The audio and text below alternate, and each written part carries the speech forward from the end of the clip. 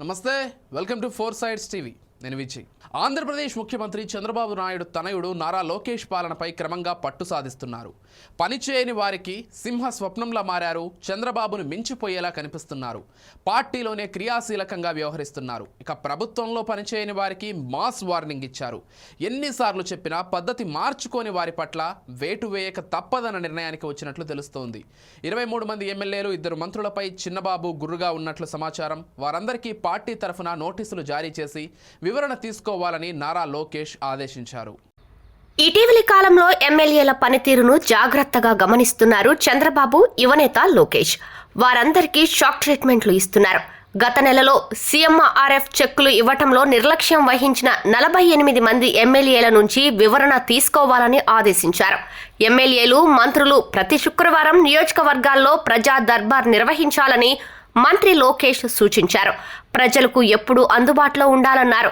కొంతమందిలో మార్పు వచ్చినా మరికొందరు ఇంకా నిర్లక్ష్యంగానే ఉన్నారని పార్టీ అధిష్టానానికి సమాచారం అందింది. ఈ క్రమంలోనే పార్టీ కార్యక్రమాలు, ప్రభుత్వ వ్యవహారాల్లో సరిగా పనిచేయని 25 మందికి నోటీసులు ఇచ్చి వివరణ తీసుకోవాలని ఆదేశించడం టీడీపీలో హాట్ టాపిక్గా మారింది. పార్టీ కార్యకర్తలను పలు నియోజకవర్గాల్లో ఎమ్మెల్యేలు నిర్లక్ష్యం చేస్తున్నారని యువనేత ఆగ్రహంగా ఉన్నట్టు సమాచారం. ఇలాగైతే రెండోసారి గెలవటం కష్టంగా మారుతుందన్న ఆందోళన వ్యక్తం చేశారు. ఎమ్మెల్యేలంతా కూడా కార్యకర్తల ప్రజల మధ్యలో ఉండాలి.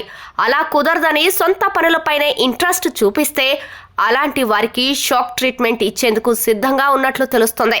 కొందరు ఎమ్మెల్యేలు ఎంత చెప్పినా తమ పనితీరు మార్చుకోవటం లేదని, పార్టీని వెనక్కి నెట్టి తమ సొంత పనులకు ఎక్కువ ప్రాధాన్యం ఇస్తున్నారని మంత్రి లోకేష్ అసంతృప్తి వ్యక్తం చేసినట్లు సమాచారం.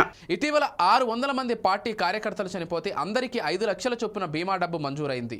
అయితే వీరిలో 75 మందికి బీమా మొత్తం ఇప్పటికీ అందలేదు. దీనికి ఆయా ఎమ్మెల్యేలు సమయం కేటాయించకపోవడమే ప్రధాన కారణంగా చెబుతున్నారు. ఈ విషయం తెలిసి మంత్రి లోకేష్ తీవ్ర ఆగ్రహం వ్యక్తం చేశారు. ఇలా అయితే ఎలా అని ప్రశ్నించారు. బీమా సొమ్ము పంపిణీ చేయని ఎమ్మెల్యేల వివరణ తీసుకోవాలని పార్టీ రాష్ట్ర అధ్యక్షుడు పల్లా శ్రీనివాసరావుకు సూచించారు. లోకేష్ ఆగ్రహం చూసిన మంత్రులు, ఎమ్మెల్యేలు ఏం జరుగుతుందోనని టెన్షన్ పడుతున్నారట. పని ఒత్తిడి వల్ల కార్యకర్తలకు బీమా చెక్కులు అందజేయలేదని మౌఖికంగా వివరణ ఇచ్చుకున్నారని అంటున్నారు. అయితే లోకేష్ సీరియస్నెస్ చూసి లిఖితపూర్వకంగా వివరణ ఇవ్వాలని పార్టీ రాష్ట్ర అధ్యక్షుడు సూచించినట్లు చెబుతున్నారు. దీంతో లోకేష్ నెక్స్ట్ స్టెప్ ఏముంటుందో అనేది వేచి చూడాలి.